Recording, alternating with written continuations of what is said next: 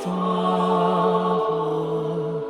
Signe par milliers, trace de ta gloire.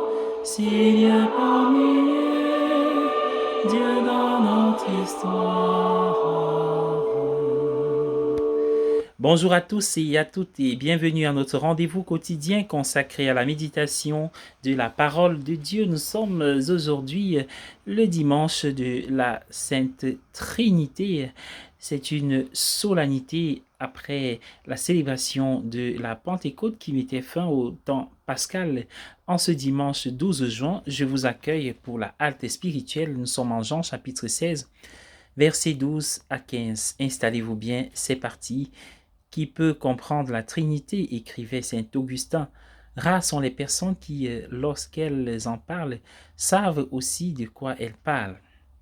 Puis, avec toutes les réserves et excuses qui s'imposent, il suggère un moyen qui pourrait jeter un peu de lumière sur le sujet. Regarde-toi, dit saint Augustin, tu vois que tu existes et que tu as un esprit et une volonté. Ce sont là trois dimensions de votre être et pourtant, vous êtes un. Vous êtes une sorte de trinité.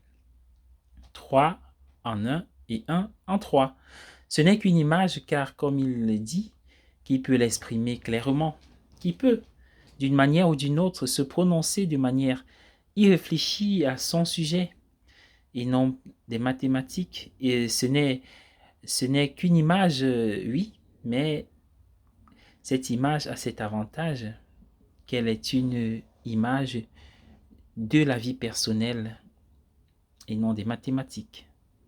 On a parfois vu le mystère de la Trinité comme un morceau de mathématiques impossible dans lequel 1 fois 3 est toujours 1.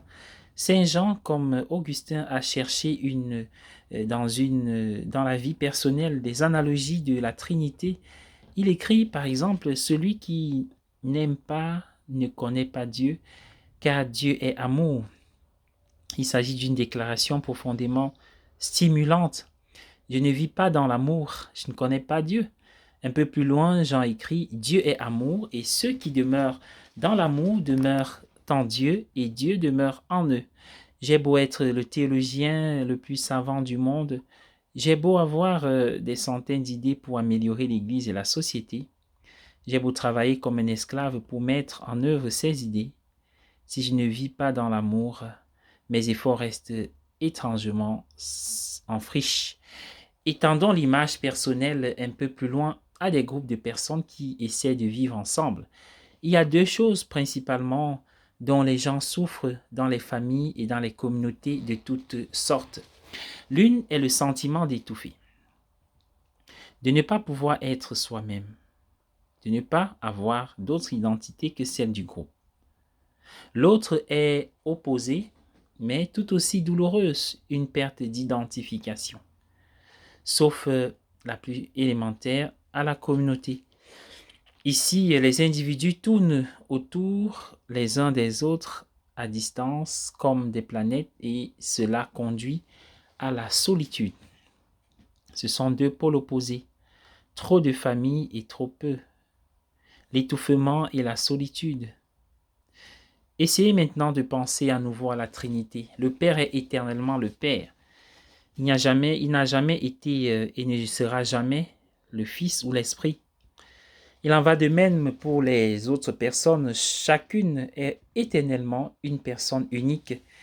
Il n'y a pas d'étouffement. Et pourtant, elles sont éternellement unies. Bien-aimés du Seigneur, il y a une unité que nous devons dire totale et parfaite. Il y a un seul Dieu. La doctrine de la Trinité nous montre que la vie intérieure de Dieu est une communauté. La seule communauté parfaite, c'est une vie à laquelle nous aspirons tous, une vie à laquelle nous aspirons dans tous nos rêves et nos veilles. Une présence pleine et plénière, entière aux autres, sans être diminuée ou méprisée d'aucune manière. Un déversement joyeux de notre vie pour les autres, tel qu'il fait de nous ce que nous sommes pleinement nous-mêmes. Au fond, notre désir d'une telle communauté est notre désir de Dieu. Toute la lutte que nous menons pour y parvenir est une lutte pour Dieu.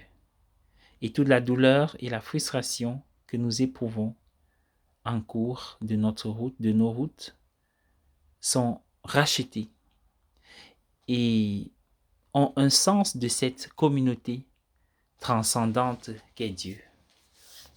Bonne journée à tous, bon dimanche de la Sainte Trinité.